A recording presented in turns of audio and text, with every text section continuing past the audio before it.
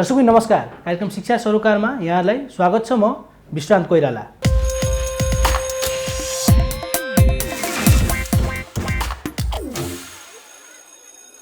दर्शकबिन आज कार्यक्रम शिक्षा सरोकारमा आजको चर्चाको विषय हाम्रो रहनेछ जुन अहिले नेपालको खस्किदो अर्थतन्त्र रहेको छ, यसले नेपालको शिक्षा जगतमा कस्तो किसिमको असर पारेको छ एवं हामीले कुराकानी गर्नेछौँ अर्थशास्त्र विषयको महत्त्व एवं यसको स्कोप नेपालमा कस्तो छ भन्ने बारेमा। यस विषयमा कुराकानी गर्नको लागि आज हामीले कार्यक्रममा निम्ताएका छौँ कर्णाली प्रदेश सरकारका अर्थविज्ञ सल्लाहकार एवं अर्थशास्त्री डाक्टर सुरेन्द्र उप्रेतीज्यू। स्वागत छ यहाँलाई कार्यक्रम शिक्षा सरोकारमा। धन्यवाद विश्रान्तजी। शिक्षा अनि अर्थतन्त्र यसलाई कसरी लिनुहुन्छ तपाईँ?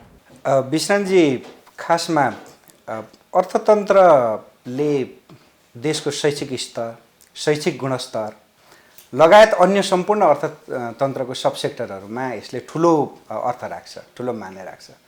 जति अर्थतन्त्र बलियो हुँदै जान्छ, जति अर्थतन्त्र वृद्धि हुँदै जान्छ, जति अर्थतन्त्र सबल हुँदै जान्छ र सुदृढ हुँदै जान्छ, त्यही अवस्थामा शिक्षाको स्तर पनि त्यत्तिकै मजबुत र सुदृढ हुँदै जान्छ। त्यसैले यसमा एउटा पोजिटिभ कोरिलेसन छ, यसको चाहिँ एउटा सकारात्मक सम्बन्ध हुन्छ त्यसमा। त्यसैले हामीले निस्सन्देह नै के गर्नुपर्छ भने कुनै पनि देशको आर्थिक वृद्धि सँगसँगै त्यसको शैक्षिक स्तर पनि त्यत्तिकै बढ्ने हुँदाखेरि आर्थिक वृद्धिसँग शैक्षिक वृद्धिको चाहिँ एउटा सम्बन्ध भएको कारणले पनि विभिन्न चासोहरू यसमा देखिन्छ। हुन त आर्थिक वृद्धिसँग शैक्षिक गुणस्तर वा शैक्षिक स्थितिको अभिवृद्धि सँगसँगै अन्य उपक्षेत्रहरू पनि हुन्छन्। जस्तो भनौँ न, टुरिज्मको सेक्टर छ, त्यस्तै अब उद्योग म्यानुफ्याक्चरिङ सेक्टर छ, त्यस्तै अन्य सेवाका क्षेत्रहरू छन्, कृषि क्षेत्र छ। सबै क्षेत्रमा चाहिँ अर्थतन्त्र जति मजबुत हुँदै गयो ती क्षेत्रहरूमा समान प्रकारको प्रभाव हुँदै जान्छ, बढ्दै जान्छ। र यहाँले जुन प्रश्न उठाउनु भएको छ अहिले, जुन अहिलेको खस्किदो अवस्था भनेपछि पछिल्लो समयमा संसारभर देखिएर आएको यो कोभिड-19 को जुन पेन्डेमिक, यो महामारी छ, यो महामारीले चाहिँ अहिले हाम्रो देशलाई अक्रान्त पारेको छ। यहाँले उठाउनु भएको एउटा शैक्षिक क्षेत्र छ, तर शैक्षिक क्षेत्रसँग सम्बन्धित त छँदैछ, तर त्योभन्दा महत्त्वपूर्ण भने चाहिँ के हो भने यसको एकदमै कम्प्रिहेन्सिभ, यसको बृहत प्रभाव परेको छ, एकदमै ठुलो प्रभाव परेको छ। जस्तो यहाँले अहिले भन्नुहुन्छ भने नेपाली अर्थतन्त्र हाम्रा सबै उपक्षेत्रहरू छन्, अर्थतन्त्रका जति उपक्षेत्रहरू छन् ती सबैले एकनासले नभए पनि केही क्षेत्रहरूमा त अत्यधिक बढी प्रभाव परेको छ भने केही क्षेत्रमा मध्यम स्तरको प्रभाव परेको छ र केही क्षेत्रमा केही कम प्रभाव परेको छ, तर प्रभाव चाहिँ समग्र रूपमा परेको छ। यहाँलाई उदाहरणको लागि अहिले भन्ने हुन्छ भने म पछि समग्र आर्थिक अवस्था, म्याक्रो इकोनोमिक अथवा बृहत अर्थतन्त्रका आधारहरूमा कसरी प्रभाव पारेको छ त अलिकति पछि कुरा गरौँला। तर अहिले भन्नुहुन्छ भने यो आर्थिक उपक्षेत्रहरूमा यो कोभिड-19 को प्रभाव कसरी अगाडि बढ्दै गएको छ भने यहाँले हेर्नुहुन्छ भने विशेष गरी यो पर्यटन, यो भनेको टुरिज्म र यो होटल एन्ड हस्पिटालिटी सेक्टर, यो चाहिँ असाध्यै प्रभावित क्षेत्रमध्येमा पर्छ।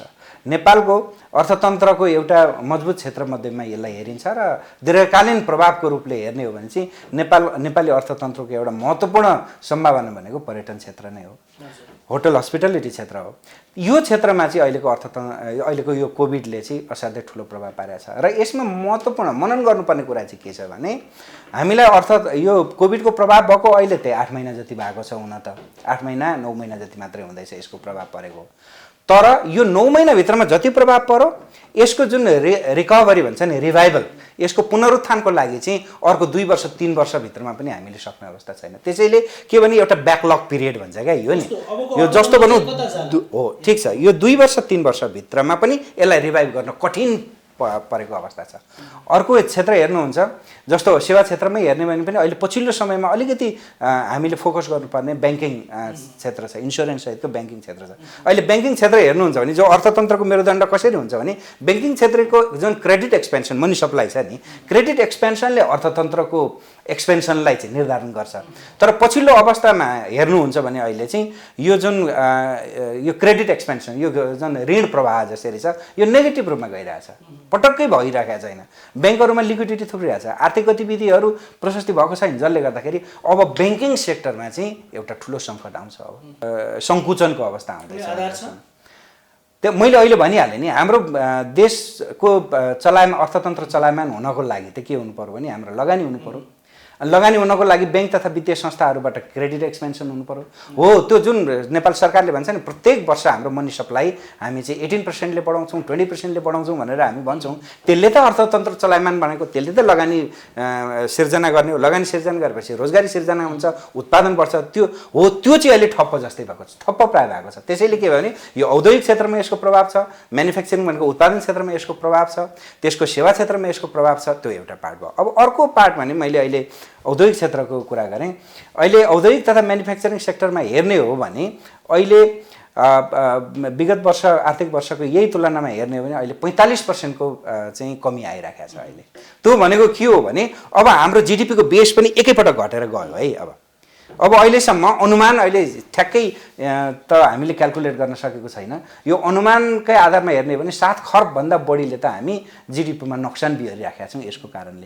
त्यो भन्नुको मतलब के हो भने अर्को वर्षको हाम्रो जीडीपी भनेको चाहिँ हाम्रो 1 to 2%, 1 देखि 2% को इकोनोमिक ग्रोथ गर्यो भने पनि ओभरअल हाम्रो जुन यो नोक्सान बिहोर्छौँ, नोक्सान बिहोर्दाखेरि हाम्रो 30 खरबभन्दा बढीको जीडीपीमा जाला जस्तो अहिले अवस्था देखिराखेको छ। जीडीपीको अब तुलना गर्ने हो भने 2019 को डेटा अनुसार 30.64 थियो भने अहिले 2020 को आकलन चाहिँ 27.50 को आकलन गरिएको छ। त्यसैले मैले भन्न खोजेकै कुरो के हो भने अब यो प्रभाव कहिलेसम्म जान्छ, अझै कतिसम्म जान्छ। आज त अब 9 महिना, कति अहिले 8 महिना वा 9 महिनामा हामी प्रवेश गरिसकेका छौँ। अब 10 महिना, 11 महिना, 12 महिना यसरी जाँदै गयो भने त यो चालु आर्थिक वर्षको अन्तिमसम्ममा चाहिँ हेर्ने हो भने यदि हामीले पूर्ण रूपमा कन्ट्रोल गर्न सक्यौँ भने अथवा आंशिक रूपमा कन्ट्रोल गरेर केही एउटा अर्थतन्त्रलाई खुकुलो रूपमा सञ्चालन गर्न सक्ने अवस्था बनायौँ भने पनि हाम्रो इकोनोमिक ग्रोथमा चाहिँ सम्झौतै गर्नुपर्ने अवस्था भयो। कन्ट्रोल मेकानिजम जुन तपाईले भन्नु यो कुनै मेकानिजमहरु होइन। एउटा कुरा के हो भने यो त हामीले महामारीको समयमा छौँ हामी। त्यसैले महामारीको समय यो यसको कन्ट्रोल भन्ने त अब संसारभर प्रयास भइराखेका छन्। अब भ्याक्सिनहरू कसरी आउँछ, कस्तो हुन्छ र यसको प्रभावकारिता अब धेरै अध्ययनहरूले, धेरै समाचारहरूमा चाहिँ के आइराखेको छ भने डिसेम्बरको सुरुदेखि अन्त्यसम्ममा केही भ्याक्सिनहरू चाहिँ संसारले प्रयोग गरेर ल्याइराखेको छ। त्यसले गर्दाखेरि यसमा केही कन्फिडेन्सहरू आउँछ। त्यो कन्फिडेन्स भइसकेपछि चाहिँ आर्थिक गतिविधिहरू अगाडि बढ्छन्। यहाँले मेन कुरा जे उठाउनु भएको छ, अब म त्यो क्षेत्रमा जान्छु। मैले भन्न खोजेको कुरा के हो भने कोभिडको प्रभावले चाहिँ अर्थतन्त्र सङ्कुचनमा गएको छ हर क्षेत्रमा होइन। अब म एउटा क्षेत्रलाई केमा पनि, जस्तो नेपालको बाह्य क्षेत्रको कुरा गर्ने हो भने नेपाललाई आउने समस्या त्यो एउटा छ क्या। बाह्य क्षेत्र भन्नाले के हो भने हामीले इन्टरनेसनल ट्रेडको कुरा गर्ने हुन्छ, हामीले फरेन असिस्टेन्सको कुरा गर्ने हुन्छ भने चाहिँ गर्नुहुन्छ भने चाहिँ यो अवस्थामा हामी अझ समस्यामा पर्दैछौँ।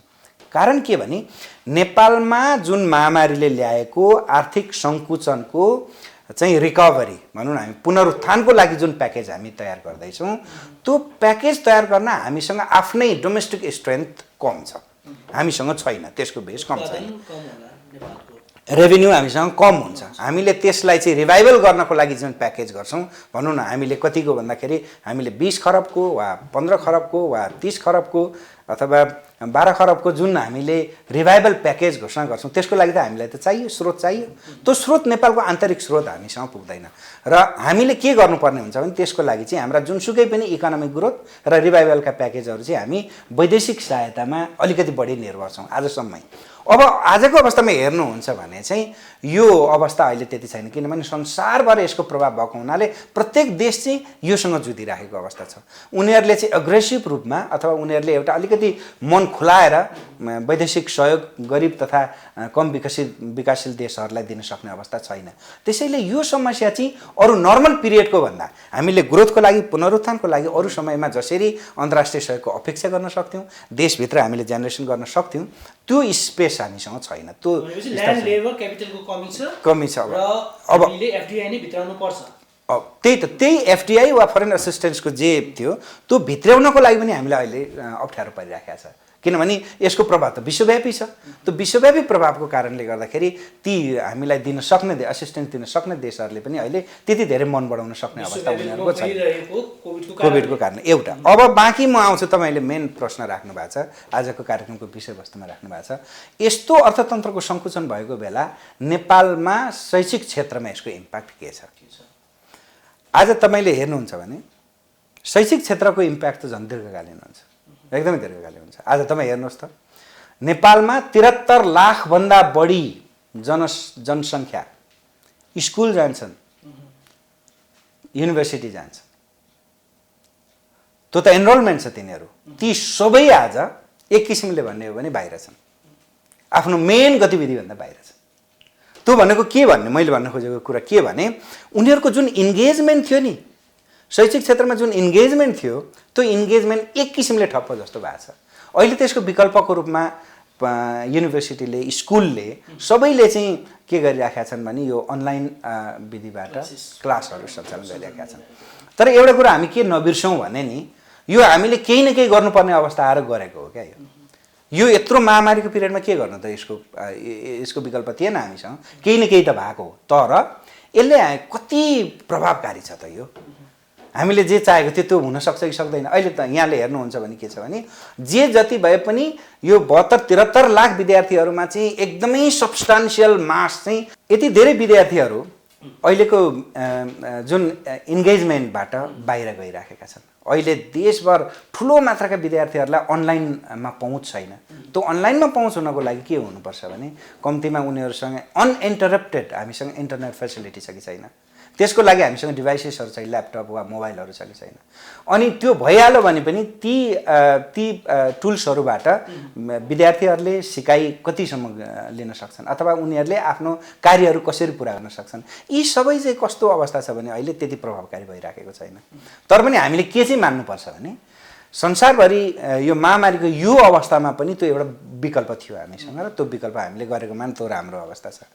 अब शैक्षिक क्षेत्रमा यस्तो प्रभाव परिराखेको छ, अब अझ यसभित्र पनि शिक्षा क्षेत्रभित्र पनि अझ हामी त्यसो भए अर्थशास्त्रका यो महामारीले अर्थतन्त्र जुन खुम्च्याएको छ, अर्थशास्त्रले यसलाई कसरी हेर्छ, अर्थशास्त्र शिक्षाले यस्ता विषयहरूलाई कसरी एड्रेस गर्छ भन्ने कुरा आउँछ।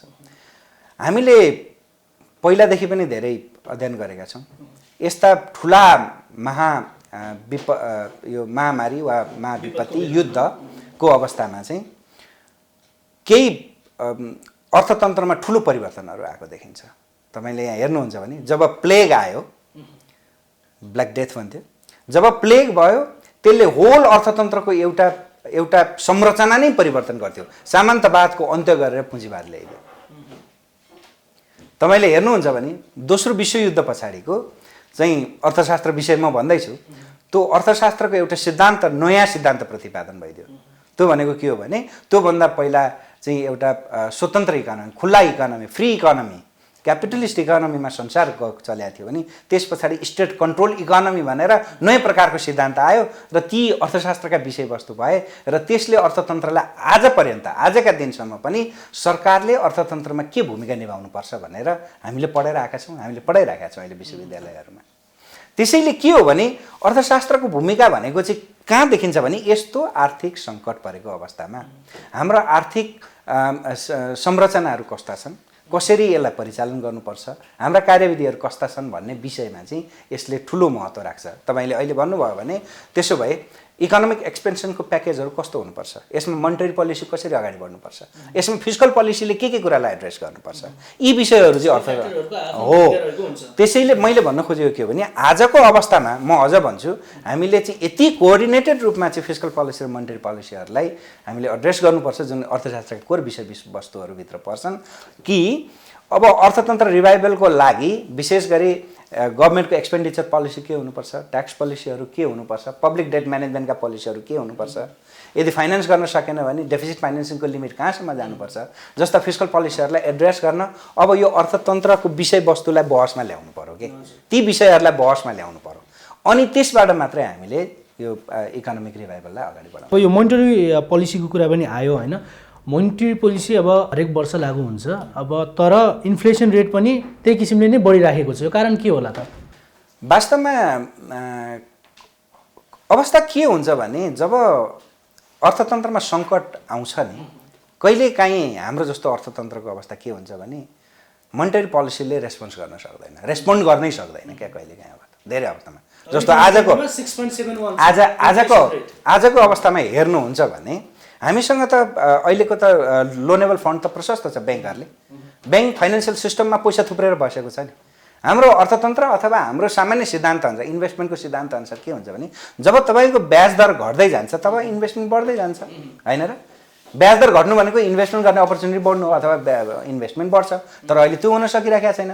ब्याङ्कहरूलाई यस्तो प्रेसर भइरहेको छ कि उनीहरूले पब्लिक डिपोजिटलाई चाहिँ पे गर्नु पर्दाखेरि चाहिँ र यता हाम्रो क्रेडिट एक्सपेन्सन हुन नसक्दाको अवस्थामा चाहिँ ब्याङ्कहरूले कसरी सस्टेन गर्छन् आउँदा वर्षहरूमा भन्ने नि एउटा अवस्था छ। भनिसकेपछि के हो भने अब हाम्रा मात्रै मोनिटरी मेजरले चाहिँ यसलाई चाहिँ पुरा गर्न सक्दैन। हामीसँग अझ गजबको कुरा त के छ भने हामीसँग इन्फ्लेसन पनि बढेको देखिन्छ। इन्फ्लेसन बढेको सँगसँगै हाम्रो चाहिँ के अरे यो क्रेडिट एक्सपेन्सन र उत्पादन पनि बढेको छैन। प्रोडक्सन पनि घटिरहेकै छ। प्रोडक्सन जब हामीले हाम्रो एक्सेस डिमान्ड बढ्छ, एकदमै क्रेडिटहरू बढ्दै जान्छ, लङ टर्म क्रेडिटहरू जब बढ्दै जान्छ त्यो बेला इन्फ्लेसन पनि बढ्दै जाने। त्यसैले इन्फ्लेसनलाई चाहिँ जेनरली हाम्रो सैद्धान्तिक रूपमा के भन्छ, inflation is the cost of growth. Economic ग्रोथको कस्ट हो क्या त्यो चाहिँ। जब इकोनोमिक ग्रोथ हुँदै जान्छ इन्फ्लेसन पनि स्वाभाविक रूपमा हुँदै जान्छ। अब त हाम्रो त अवस्था कस्तो आइदियो भने हाम्रो चाहिँ जिडिपीमा ग्रोथ चाहिँ के अरे जिडिपी चाहिँ घटिरहेको छ, इन्फ्लेसन चाहिँ बढिरहेको छ क्या। एकदम वेयर्ड सिचुएसन जस्तो यस्तो आइराखेको छ। त्यसैले अहिले मैले भन्न खोजेको मात्रै के हो भने हाम्रो मोनिटरी मेजर्सले मात्रै अहिले काम गर्दैन। होइन भने त ब्याङ्कसँग पैसा छ लगानी हुनुपर्ने नि त, होइन र? ब्याङ्कले सस्तो ब्याज दरमा पैसा दिन तयार भइरहेका छन्, हुनुपर्ने नि त। किन हुँदैन भन्दाखेरि यो चाहिँ मोनिटरी मेजर्सको मात्रै कन्ट्रोल गर्न सक्ने उपाय छैन। यो सँगसँगै हामीले के जान्नुपर्छ भने फिस्कल पोलिसीमा, फिस्कल पोलिसी भनेको गभर्मेन्टको पोलिसी, त्यो भने अर्थ मन्त्रालयको पोलिसी। गभर्मेन्टको पोलिसी भने चाहिँ के गर्नु पर्यो भने यस्तो अवस्थामा अब गभर्मेन्टले कसरी यस्ता विषयहरूलाई ल्याउँछ। जस्तो भनौँ पुनरुत्थानको प्याकेज अन्त्यमा आएपछि त गभर्मेन्टले ल्याउने भने त अब आर्थिक पुनरुत्थानको प्याकेज हो। अब आर्थिक पुनरुत्थानको प्याकेजमा चाहिँ अहिले तपाईँ यति डरलाग्दो अवस्था छ, तपाईँले कुन कुन क्षेत्रलाई मात्रै एड्रेस गर्नुहुन्छ? म तपाईँलाई केही प्रतिनिधि उदाहरणहरू भन्छु। अहिले सबभन्दा हिट हार्ड भन्छ, सबभन्दा बढी प्रभाव परेको क्षेत्र भनेको चाहिँ अहिले हामीले टुरिज्म क्षेत्र भनौँ, होइन, अथवा ट्रान्सपोर्टको क्षेत्र भनौँ, अथवा म्यानुफ्याक्चरिङ सेक्टर भनौँ, अथवा एजुकेसन सेक्टर भनौँ। अहिले तपाईँले भन्नुभएको एजुकेसन, विशेष गरी अहिले एजुकेसनमा हेर्ने हो भने चाहिँ एउटा पब्लिक एजुकेसन भन्ने एउटा छ, अर्को प्राइभेट एजुकेसन, विशेष गरी स्कुल एजुकेसनमा हेर्नुहुन्छ भने चाहिँ अहिले प्राइभेट एजुकेसन इन्स्टिट्युसनहरू चाहिँ एकदमै ठुलो दबावमा छन्।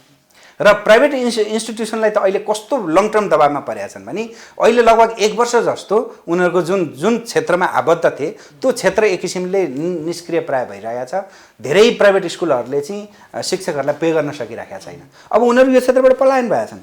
यदि यो क्षेत्रबाट पलायन भयो भने फेरि यही क्षेत्रमा आउनको लागि अर्को 2-3 वर्ष गाह्रो हुन्छ क्या ल्याउन, किनभने उनीहरू त यो क्षेत्र छोडेर मानव कृषिमा गए। अब फेरि कृषि छोडेर यहाँ आउनको लागि त टाइम लाग्छ नि त, अथवा यही क्षेत्रमा नयाँ जनशक्ति आउन समय लाग्छ नि त। त्यसैले के भन्छ, यो रिभाइभल अलि लङ टर्म हुन्छ है। अब पर्यटन क्षेत्र मैले भनिहालेँ 10 महिनाभित्रमा पर्यटन क्षेत्रमा जति नोक्सान भयो, इन्भेस्टमेन्टमा जति नोक्सान भयो, अब यो रिभाइभल प्याकेज भनेको यो उठाउनको लागि 3 वर्ष अरू मेहनत गर्नुपर्ने भयो हो। त्यसको लागि सरकारले एउटा दिनु पर्यो। त्यो त एउटा पर्यटन क्षेत्रको लागि वा ट्रान्सपोर्ट क्षेत्रको लागि भयो, हस्पिटालिटी क्षेत्रको लागि भयो, अथवा म्यानुफ्याक्चरिङ उत्पादनको क्षेत्रको लागि उद्योगहरूलाई भयो भनौँ न। उद्योगहरूले पनि गर्न सक्छ। एउटा प्रश्न भनौँ, अब अर्थतन्त्रको मुख्य कुरा भनेको इन्भेस्टमेन्ट लगानी रहेको हुन्छ हैन। अब नेपालमा चाहिँ इन्भेस्टमेन्ट इन एजुकेसन कस्तो छ त? मैले अहिले भनेको कि अहिलेको जति पनि यसलाई दुई तर्फबाट हेरौँ न। एउटा चाहिँ नेपालमा शिक्षामा लगानी पब्लिक सेक्टर भने गभर्मेन्टले गर्छ, सार्वजनिक क्षेत्रबाट लगानी हुन्छ।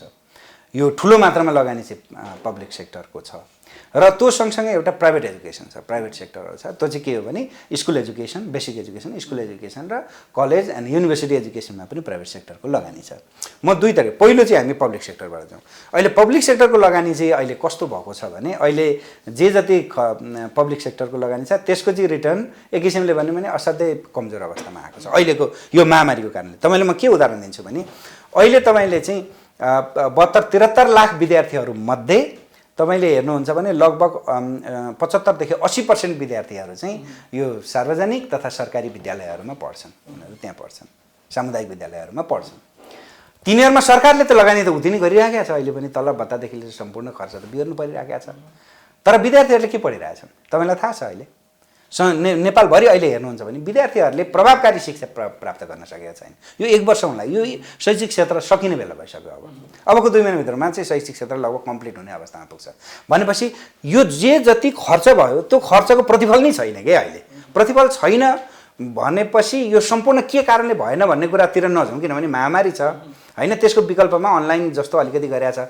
त्यो एउटा समस्या छ। त्यो त्यत्रो खर्च अहिले एक किसिमले खेर गइरहेछ र त्यो सँगसँगै अर्को चाहिँ के छ भने ठुलो मात्रामा विद्यार्थीहरू जति छन् ती चाहिँ इन्गेजमेन्टभन्दा बाहिर छन्, एक्टिभिटीभन्दा बाहिर छन् अहिले।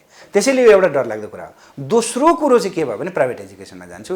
प्राइभेट इन्भेस्टमेन्ट जति भएको छ नि, यो युनिभर्सिटीमा होस् अथवा कलेजमा होस् अथवा स्कुलमा होस्, जति पनि लगानी भएको छ त्यो लगानी चाहिँ अहिले पछिल्लो समयमा आइसकेपछि के छ भने लगानी बढी भएको छ र खर्च बढै छ। खर्च उनीहरूले गर्नु परेको अवस्था छ र वास्तवमा भन्यो भने उनीहरूले जति पनि रेभेन्यू कलेक्सन गर्न सक्ने अवस्था चाहिँ छैन अहिले। उनीहरूले अनलाइन कक्षा भनेर केही सीमित स्कुलहरूले पनि लिइराखेका छन् र सीमित फीहरू लिइराखेका छन्। यसले गर्दा चाहिँ के हो भने तिनीहरूको त्यो लगानीमा ठुलो असर परिरहेको छ है। अब ती विद्यालयहरू छन्, ती कलेजहरू छन्, ती युनिभर्सिटीहरू छन्, अब यसको लागि फेरि रिभाइभल हुनको लागि फेरि थपहरूको चाहिन्छ। भनेपछि के रहेछ भने तपाईँले टुरिज्मको सेक्टर भन्नुहोस् अथवा औद्योगिक क्षेत्र भन्नुहोस् तथा व्यापारको क्षेत्र, अहिले व्यापारको क्षेत्र भन्नुहुन्छ भने अहिले इम्पोर्ट मात्रै हेर्नुहुन्छ भने लगभग 45 देखि 50% डिक्लाइन देख्नुहुन्छ तपाईँले। भनेपछि के रहेछ भने यो अहिले साँच्चै यसको प्रभाव त यति कम्प्रिहेन्सिभ छ नि। प्रत्येक पसलमा बिक्री छैन, किन्नेले किन्न सकिराखेको छैन, आम्दानी हुनेको आम्दानी छैन, के किनोस् होइन। यो सम्पूर्ण कारणले गर्दाखेरि चाहिँ के भने ओभरअल सङ्कुचनले त झन् हामीलाई के दियो भने शैक्षिक क्षेत्रको जुन खर्च छ, व्यक्तिले दिनुपर्ने खर्च, हाउसहोल्डले दिनुपर्ने खर्च पनि हामीले म्यानेज गर्न सक्ने अवस्था छ। दुई थरीका विद्यार्थी हुन्छन् डाक्टर साहब होइन। अब यो एक थरीका विद्यार्थीहरू देशमै पढ्ने, यहीँ काम गर्ने र यहीँको जिडिपीलाई प्रोत्साहन दिने होइन, र अर्को थरीका विद्यार्थी हुन्छ विदेश जाने र रेमिटेन्स भित्राउने। जिडिपी र रेमिटेन्स यसमा चाहिँ अब राम्रो इकोनोमीलाई चाहिँ माथि पुर्याउनको लागि कसको ठुलो भूमिका रहेको हुन्छ? यहाँले असाध्यै महत्त्वपूर्ण चाहिँ इस्यु भनौँ न, एजेन्डा निकाल्नु भयो क्या यसमा, विषय निकाल्नु भयो। यसमा चाहिँ हामीले त्यति धेरै दुविधा हुनुपर्ने म ठाउँ देख्दिनँ। त्यो चाहिँ के भने देशको अर्थतन्त्र सुधार्नको लागि जिडिपीमा अथवा रेमिटेन्सबाट कुन चोइस हो भन्ने जुन कुरा गर्नुभएको छ नि, यसको त चोइस नै छैन भन्छु। एउटा कुरा के हो भने कुनै पनि देश समृद्ध हुनको लागि, कुनै पनि देश विकसित हुनको लागि, कुनै पनि देश आत्मनिर्भर हुनको लागि, कुनै पनि देशमा आफैले विकसित हुनको लागि र दिगो रूपमा चाहिँ अगाडि बढ्नको लागि भनेको चाहिँ जिडिपीको सस्टेनेबल ग्रोथ नै हो। जिडिपी बढ्नै पर्छ। तपाईँले भने जस्तै के हो भने त्यसको लागि हामीले आधारहरू भनौँ, त्यसको बेस खडा गर्नुपर्छ। त्यो खडा गर्ने भनेको के हो भने तपाईँले आफ्नो देशमा कति जनशक्ति उत्पादन गर्नुहुन्छ, कति आर्थिक उपार्जनहरू हुन्छ अथवा जुन उत्पादन हुन्छ, सेवा क्षेत्रको उत्पादन, कृषि क्षेत्रको उत्पादन, औद्योगिक क्षेत्रको उत्पादन, यस्तो जुन छ नि, उत्पादन कति बढाउनुहुन्छ, देश त्यति नै अगाडि बढ्ने हो। यसमा त कुरै छैन। तर यो जुन कुल गार्हस्थ्य उत्पादनमा अथवा देशको उत्पादनलाई बढाउनको लागि सहयोग केले गर्छ भन्ने कुरा हो क्या। एउटा रेमिटेन्सले पनि गर्छ, त्यसलाई भरथेक गर्छ, त्यस्तै वैदेशिक सहायताले पनि गर्छ होइन, त्यस्तै अन्य कुराले पनि गर्छ। त्यो मात्रै भन्न खोजिएको हो। त्यसैले तपाईँले भनेको चाहिँ के हो भने विद्यार्थीहरू अहिले जे जति पनि हाम्रो जनशक्तिहरू उत्पादन हुन्छ, त्यो जनशक्ति उत्पादन चाहिँ अहिले तपाईँले भने जस्तो चाहिँ देशभित्रै काम गर्ने जनशक्ति त बरु अहिले नगण्य भइरहेको छ। अहिले चाहिँ अवस्था कस्तो एकदमै विडम्बनापूर्ण छ भने राज्यले चाहिँ शिक्षामा जति खर्च गर्छ त्यो खर्च गरेर उत्पादित भएका विद्यार्थीहरू पनि दुई क्याटेगोरीमा छन् क्या। एउटा क्याटेगोरी चाहिँ असाध्यै राम्रो चाहिँ शैक्षिक संस्थाहरूमा पढेर राम्रो क्यालिबरमा उनीहरू चाहिँ विदेश गएर पनि उनीहरूले राम्रो काम गरिराखेका छन्। उनीहरू चाहिँ के भने रिलेटिभली उहाँले सापेक्षिक रूपमा उनीहरू अलिकति राम्रो इन्कम भएको, अलिकति राम्रो आय भएको परिवारहरूबाट गएका चाहिँ जति पनि छन् उहाँहरूले देशभित्रबाट केही न केही पैसा सपोर्ट गरेर बाहिर गएर वा स्कलरसिपमा गएर त्यहीँ चाहिँ पढेका छन् र पढेर त्यहाँ इस्टाब्लिस पनि भएका छन्। र त्यो इस्टाब्लिस भएकाहरूबाट देशमा जति पनि हामीलाई रिटर्न आउँछ भनेको छौँ, हामीले रेमिटेन्स आउँछ भनेको छौँ, त्यो चाहिँ अलिक नगण्य छ है। र जसलाई मैले अघि दुई क्याटेगोरीका विद्यार्थी भनेको थिएँ, बाँकी क्याटेगोरीका विद्यार्थी जसले सार्वजनिक संस्थाहरू स्कुलहरूमा पढेका छन्, सामुदायिक स्कुलहरूमा पढेका छन् वा कलेजहरूमा पढेका छन्, तिनीहरूले जो विदेशमा गएर असाध्यै राम्रो फ्लेसी क्यारेक्टर उहाँहरूले आफ्नो क्यारियर बनाउन सकेको छैनन्। उहाँहरू चाहिँ के भएका छन् भने मलेसिया गएका छन्, कोरिया गएका छन् उहाँहरूले, अनि अर्को यो अरब गएका छन्, ती देशहरूमा, इन्डियामा गएका छन्, अरू देशहरूमा गएका छन् र त्यहाँनिर उनीहरूले आफ्नो श्रम भेजेका छन्। र हो उनीहरूले चाहिँ रेमिटेन्स पठाएर अनि हाम्रो देशको अर्थतन्त्र अहिले थेगिएको छ। तपाईँ भन्नुहुन्छ भने अहिले लगभग 3 दशकको अर्थतन्त्र त हाम्रा ती गरिब जसलाई राज्यले ठुलो लगानी गर्न सकेन, जसले असाध्यै प्रभावकारी एजुकेसन दिन सकेन, राज्यबाट जो ठगिए ती ठगिएकाले रोजगार पनि देशभित्र पाएनन्, फेरि ठगिए हो। ती ठगिएका चाहिँ युवाहरू, तमाम युवाहरू चाहिँ विदेशमा गएका छन्, त्यहाँ गएर आफ्नो श्रम बेचेका छन् र त्यसबाट उनीहरूले कमाएर चाहिँ नेपालको अर्थतन्त्रलाई भर्थे गरिदिएका छन्, थामिदिएका छन् आजसम्म। त्यसैले यहाँले भन्नुभएको कुरो के हो भने आर्थिक वृद्धिमा चाहिँ जुन हामीले आन्तरिक उत्पादनलाई बढाउने, त्यो त हाम्रो लागि चोइस नै भएन, त्यो त हाम्रो अनिवार्य शर्त नै भयो हो। तर त्यसको साथसाथै हामीले चाहिँ हाम्रा तमाम युवाहरू जसलाई हाम्रो देशले केही पनि दिन सकेन, ठगिएर यहाँ रोजगार पनि नपाएर बाहिर गएकाले चाहिँ देश थामेर बसिदिएको छ। अहिलेको विडम्बना चाहिँ यही अवस्था छ। हजुर, अब हामी कार्यक्रमको अन्त्यतिर आइसकेका छौँ र अन्त्यमा चाहिँ तपाईँले अर्थशास्त्र विषयको स्कोप नेपालमा कस्तो छ र यसको महत्त्व के छ, छोटकरीमा भनिदिनुहोस् न। मैले अघि नै कुरो राखेँ के हो भने जति पनि आर्थिक वृद्धिका विषयहरू हुन्छन्, समृद्धिका विषय हुन्छन्, विकासका विषयहरू हुन्छन्, यी विकासका विषयहरूमा एउटा ब्याकस्टपिङ गर्ने, एउटा सैद्धान्तिक धरातल क्रिएट गर्ने भने चाहिँ अर्थशास्त्रले गर्नुपर्छ। यहाँले अहिले भने जस्तै के हो भने आजको अवस्थामा त अर्थशास्त्रको महत्त्व झन् बढी छ। मैले अघि नै के कुरा उठाएँ भने जब प्लेगको महामारी संसारले भोगेको थियो त्यसको लगत्तै संसारको आर्थिक चाहिँ संरचना नै परिवर्तन गरेर गयो, ग्लोबल संरचना परिवर्तन भयो, सामन्तवादबाट पुँजीवादको बिस्तारै उदय भएर गयो। त्यस्तै जब विश्वयुद्धहरूको अन्त्य भयो, विश्वयुद्धको अन्त्य सँगसँगै चाहिँ अर्थशास्त्रको एउटा सिद्धान्तले चाहिँ संसारको होल अर्थतन्त्रको संरचना परिवर्तन गरिदियो। एउटा सिद्धान्त हामीले त्यसलाई चाहिँ राज्यको हस्तक्षेपकारी सिद्धान्त भन्छौँ, केन्सियन सिद्धान्त भन्छौँ, सार्वजनिक हस्तक्षेपको सिद्धान्त भन्छौँ। त्यसले संसारको अर्थतन्त्रको स्ट्रक्चर नै परिवर्तन गरिदियो हो। अहिलेको पनि जुन विश्वव्यापी महामारी छ यसले चाहिँ जब आर्थिक पुनरुत्थानको जुन प्याकेजहरू छ यसमा चाहिँ अर्थतन्त्रका विषयहरू असाध्यै क्रुसियल भएर आउँछन्, असाध्यै महत्त्वपूर्ण भएर आउँछन्। अब त्यसो भए यस्ता अवस्थामा राज्यलाई पार लगाउनको लागि, पुनः आर्थिक वृद्धिको ट्र्याकमा लैजानको लागि, समृद्धि र विकासको चाहिँ हामीले जुन सपना छ त्यसलाई साकार पार्नको लागि चाहिँ कस्ता प्रकारका आर्थिक सिद्धान्तहरूबाट गाइडेड हुनुपर्छ, कस्ता प्रकारको आर्थिक विषयहरूबाट गाइडेड हुनुपर्छ, कस्तो प्रकारको मेकानिजमलाई हामीले एडप्ट गर्नुपर्छ भन्ने कुरा चाहिँ आज टड्कारो रूपमा आएको छ। मेरो विचारमा आज हेर्ने हो भने आजको यो सङ्कटलाई पार गर्नको लागि चाहिँ राज्यले आफ्नो भूमिका बढाउनै पर्छ। अब हामीले जुन अहिलेसम्म हामीले एडप्ट गरेको सिद्धान्त थियो नि, हामी ग्लोबलाइजेसनमा थियौँ नि, हामी आर्थिक उदारवादको एउटा उसमा थियौँ हो। आर्थिक उदारवादभित्र पनि हामीले के गर्नु पर्यो भने अब राज्यको भूमिका बढाउनु पर्यो। पहिला राज्यको भूमिका घटाउनुपर्छ भन्थ्यौँ भने अब राज्यको भूमिका बढाउनु पर्यो र राज्यको भूमिका पनि अब फेरि ट्रान्सफर्म पनि के गर्नु पर्यो भने पहिला केन्सियन वा कमान्ड इकोनोमीमा चाहिँ राज्यको भूमिका मात्र बढाउँथ्यो भने अब चाहिँ हाम्रो के हो भने राज्यको भूमिका सँगसँगै जनता वा प्राइभेट सेक्टरको पनि भूमिका बढाउनु पर्यो, निजी क्षेत्र पनि बढाउनु पर्यो। राज्यको भूमिका थप बढाउने र निजीसँग सहकार्य गर्ने, पब्लिक प्राइभेटको पार्टनरसिप, पिपलहरूसँगको पार्टनरसिपमा अब जानुपर्छ र यसलाई चाहिँ के गर्नुपर्छ भने अहिलेको हाम्रो शासकीय संरचनामा ल्याउनुपर्छ। भन्नुको मतलब हामीसँग 3 तहको सरकार छ नि, सङ्घीय सरकार छ, प्रदेश सरकार छ र स्थानीय सरकार छ। यो पब्लिक प्राइभेट पार्टनरसिपबाट अब हामीले राज्यको भूमिका पनि बढाउँदै जाने, पिपल वा प्राइभेट सेक्टरको भूमिकालाई पनि राज्यको भूमिकासँग गाँसेर जानको लागि हाम्रा 3 तहका सरकारहरूलाई एक्टिभेट गर्नुपर्छ। अब यसको विकल्प हामीसँग छैन। त्यसैले मलाई लाग्छ अब अर्थशास्त्रका यी विषयहरूलाई हामीले सैद्धान्तिक धरातलमा उभ्याउनु परेको छ। अब चाहिँ यो चाहिँ आजको हाम्रो कर्तव्य जस्तो देखिएको छ। समय दिनु त्यसको लागि धेरै धेरै धन्यवाद। दर्शकबिन, आज हामीले कुराकानी गऱ्यौँ डाक्टर सुरेन्द्र उप्रेतीसँग कि नेपालको खस्किदो अर्थतन्त्र र यसले शिक्षा क्षेत्रमा पारेको प्रभावको बारेमा।